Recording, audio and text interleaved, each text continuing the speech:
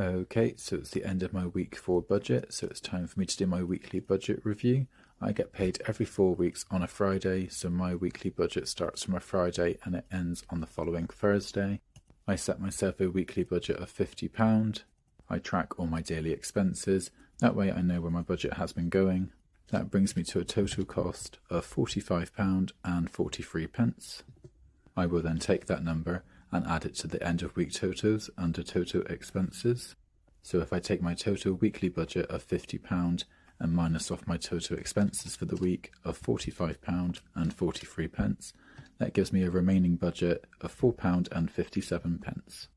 To round out my weekly budget review, I will just go ahead and cross out the days that I spent and tick off the days that I successfully had a no spend day and tick my way through the checklist.